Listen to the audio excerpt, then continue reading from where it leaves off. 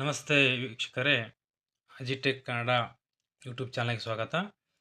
ಇವತ್ತಿನ ವಿಡಿಯೋದಲ್ಲಿ ಏನು ತಿಳಿಸ್ಕೊಡ್ತೀನಪ್ಪ ಅಂದರೆ, ಹೊಲಿಗೆ ಯಂತ್ರಕ್ಕೆ ಅರ್ಜಿ ಆಹ್ವಾನಾಗಿ ಸ್ನೇಹಿತರೆ. ಆ ಅರ್ಜಿಗೆ ಬೇಕಾದ ದಾಖಲೆಗಳು ಏನೇನು, ಆಮೇಲೆ ಅದಕ್ಕೆ ಏನೇನು ಸಾಮಾನ್ಯ ಅರ್ಹತೆಗಳು ಏನು ಬೇಕು ಆಮೇಲೆ ನಿಮ್ಮ ಇದಕ್ಕೆ ಅರ್ಜಿ ಹಾಕಲು ಹೇಗೆ ಅರ್ಜಿ ಹಾಕಬೇಕು, ಆಮೇಲೆ ಇದಕ್ಕೆ ಕೊನೆಯ ದಿನಾಂಕ ಯಾವಾಗ ಅನ್ನೋದನ್ನು ಈ ವಿಡಿಯೋ ತಮಗೆ ತಿಳಿಸ್ಕೊಡ್ತೀನಿ ಸ್ನೇಹಿತರೆ. ವಿಡಿಯೋನ ಶುರು ಮಾಡೋಕ್ಕಿಂತ ಮುಂಚೆ ಹೊಸದಾಗಿ ನಮ್ಮ ಚಾನಲನ್ನು ಯಾರಾದರೂ ನೋಡ್ತಾ ಇದ್ದರೆ ಅವರ ನಮ್ಮ ಚಾನಲ್ ಸಬ್ಸ್ಕ್ರೈಬ್ ಮಾಡ್ಕೊಳ್ಳಿ. ಬನ್ನಿ ವಿಡಿಯೋ ಶುರು ಮಾಡಿ ಸ್ನೇಹಿತರೆ. ಇಲ್ಲಿ ನೋಡಿ ಸ್ನೇಹಿತರೆ, ಫಸ್ಟಿಗೆ ಮೊದಲಿಗೆ ಅರ್ಜಿ ಸಲ್ಲಿಸಲು ಇರಬೇಕಾದ ಸಾಮಾನ್ಯ ಅರ್ಹತೆಗಳು. ಕರ್ನಾಟಕದ ಮರಾಠ ಸಮುದಾಯ ಅಭಿವೃದ್ಧಿ ನಿಗಮದಲ್ಲಿ ಬಿಟ್ಟಿದ್ದಾರೆ ಇದು ಅರ್ಜಿಯನ್ನು. ಆಮೇಲೆ ಅದಕ್ಕೆ ನೀವು ಪ್ರಭಾಗ ಬಿ ಯಲ್ಲಿ ಅಡಿಯಲ್ಲಿ ನೀವು ಬರುವ ಸಮುದಾಯಕ್ಕೆ ಸೇರಿರಬೇಕು. ಆಮೇಲೆ ಎರಡನೇದಾಗಿ ಜಾತಿ ಮತ್ತು ಆದಾಯ ಪ್ರಮಾಣಪತ್ರ ಇರಬೇಕು ಸ್ನೇಹಿತರೆ ಮಾತ್ರ, ಅದು ಚಾಲ್ತಿಯಲ್ಲಿ ಇರಬೇಕು.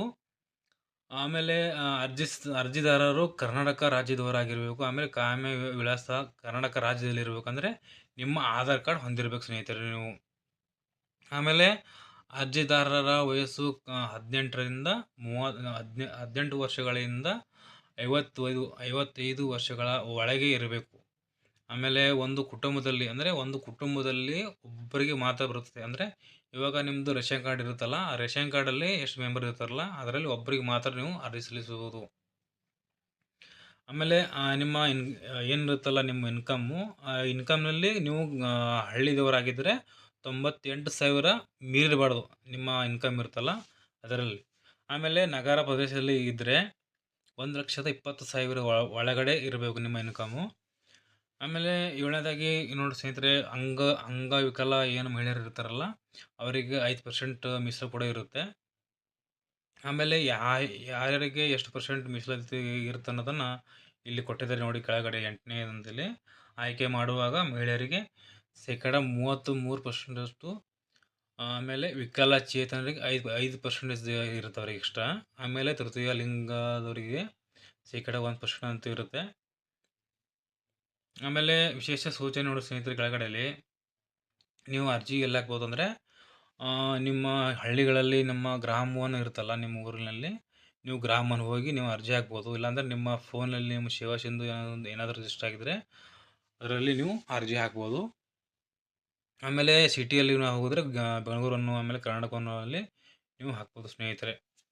ಆಮೇಲೆ ಇದಕ್ಕೆ ಅರ್ಜಿ ಸಲ್ಲಿಸಲು ಕೊನೆಯ ದಿನಾಂಕ ಕೂಡ ಅದನ್ನು ಕೂಡ ಹೇಳ್ತೀನಿ ಬನ್ನಿ ಸ್ನೇಹಿತರೆ. ಇಲ್ಲಿ ನೋಡಿ ಏನು ಕೊಟ್ಟಿದ್ದಾರೆ ಕೆಳಗಡೆ, ಇಲ್ಲಿ ಆನ್ಲೈನಲ್ಲಿ ಏನು ಅರ್ಜಿ ಹಾಕ್ತಿರಲ್ಲ, ಒಂದು ಕುಟುಂಬದ ಒಬ್ಬ ಸದಸ್ಯ ಮಾತ್ರ ನೀವು ಯೋಜನೆಯಲ್ಲಿ ಒಂದು ಸಲ ಸೌಲಭ್ಯವನ್ನು ಪಡೆಯಲು ಸಲ್ಲಿಸಬಹುದು. ಇಲ್ಲಿ ಕೆಳಗೆ ಕೊಟ್ಟಿದ್ದಾರೆ ಒಂದು ವಿಶೇಷ ಸೂಚನೆ. ಅಂದರೆ ಒಂದು ಕುಟುಂಬದಲ್ಲಿ ಒಂದು ರೇಷನ್ ಕಾರ್ಡ್ ಇರುತ್ತಲ್ಲ, ಆ ರೇಷನ್ ಕಾರ್ಡಲ್ಲಿ ಒಬ್ಬರು ಮಾತ್ರ ನೀವು ಅರ್ಜಿ ಸಲ್ಲಿಸ್ಬೋದು. ಆಮೇಲೆ ನಿಮ್ಗೆ ಏನಾದರೂ ಇದು ಅರ್ಜಿ ಹಾಕಲು ಏನಾದರೂ ತೊಂದರೆ ಇದ್ದರೆ ಇಲ್ಲಿ ಕೆಳಗಡೆ ಕೂಡ ಅವರು ಸಹಾಯವಾಣಿ ಸಂಖ್ಯೆಯನ್ನು ಕೊಟ್ಟಿದ್ದಾರೆ. ನೀವು ಸಹಾಯವಾಣಿಗೆ ನೀವು ಫೋನ್ ಮಾಡ್ಬೋದು ಬೆಳಗ್ಗೆ 10 ಗಂಟೆಯಿಂದ 5 ಒಳಗಡೆ. ಇಲ್ಲಿ ವೆಬ್ಸೈಟ್ ಲಿಂಕ್ ಕೂಡ ಕೊಟ್ಟಿದ್ದಾರೆ ಕೆಳಗಡೆ.